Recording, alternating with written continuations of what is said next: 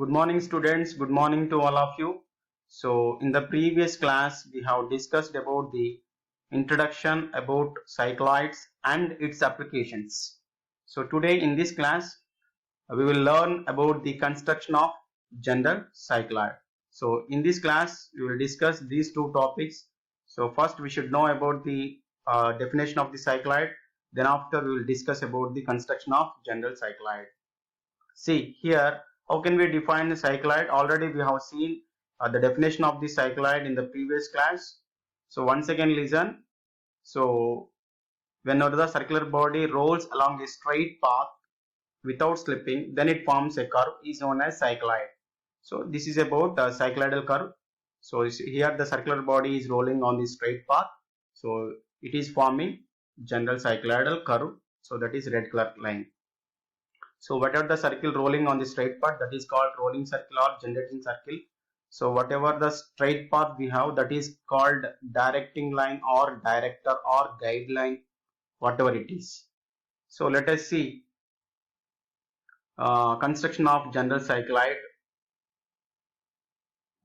See, this is a problem. A circle of diameter 40 mm which rolls on a straight line without slipping. Trace the locus of point P on the circumference of circle for one full revolution. So name the curve and also draw tangent and normal line to the curve at point 35 mm above the straight line or from the baseline. Okay, so given data, circle diameter is given, that is 40 mm. So this is for one revolution. Okay, so this is a cycloid formation. Okay,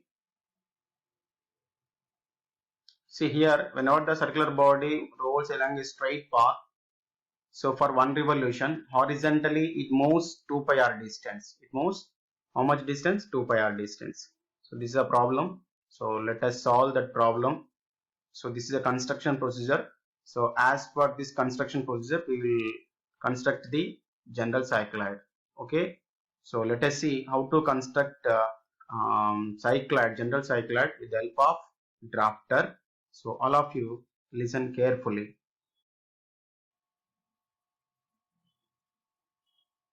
Okay students, so all of you observe carefully. So first, if you want to draw the general cycloid, first we need to draw the cycloid of diameter 40 mm. Okay, divide the circle into 12 number of equal parts.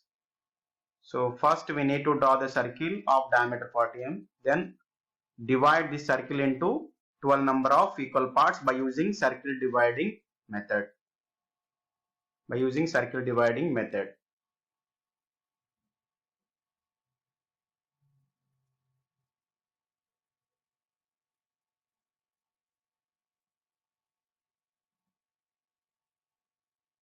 See, after dividing this circle into 12 number of equal parts, give the names to these points. So this is 1, 2, 3, 4, 5, 6, 7, 8, 9, 10, 11, and this one is a 12. So here this is a contacting point. From this contacting point, draw the baseline. This is the third point. Draw the baseline PQ or PA, whatever it is. So the length of the baseline is equal to 2 pi r. So whenever the circular body rolls along a straight path, so it moves horizontally 2 pi r distance. That's why 2 pi r is called 126 mm. So divide this PA line into 12 number of equal parts. So like this. So you can take every 1 centimeter point, every 2 centimeter 1 point, or you can take every 5 mm point. So but finally we have to take equal number of parts. So equal divisions.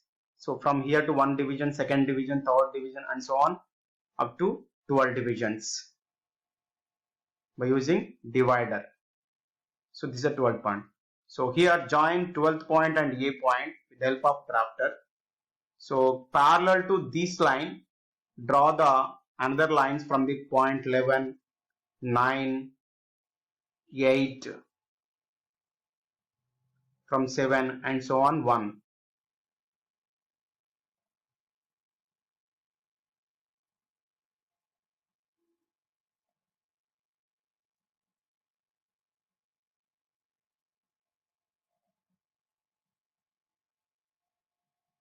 Okay, from point 1 dash also. So these are the point 1 dash, 2 dash, 1 double dash, 2 double dash, 3 double dash, 5, 6 double dash, 7 double dash, and so on, 12 double dash. Okay, from these points, from the center point, draw the locus line, center line, OO dash. So from these points, 1 dash, 1 double dash, draw one perpendicular line. From the 2 double dash, draw another perpendicular line, and so on, 12 dash.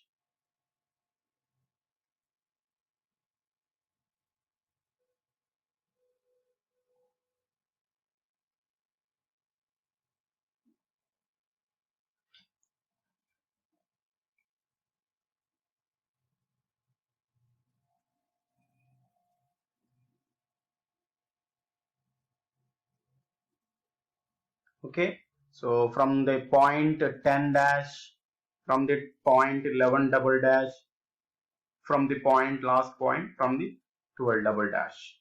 So these are the perpendicular line. So these line will meet your center line at O1, O2, O3, O4, O5, O6, O7, O8, and so on, O9, O10, O12. Okay, so here draw the horizontal lines from 11 1 line from the 2 point. Draw the horizontal line from point 1, from 2, and point 3, and from point 4. So these are the horizontal lines from point 4. Next from point 5.